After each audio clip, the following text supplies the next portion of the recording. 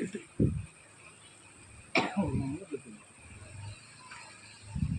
വലിച്ചുകൊണ്ട് പോവാ.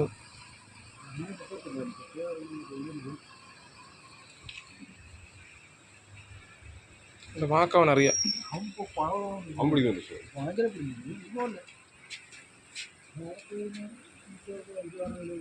ഒറ്റയ്ക്ക് നിടാവോ അവന്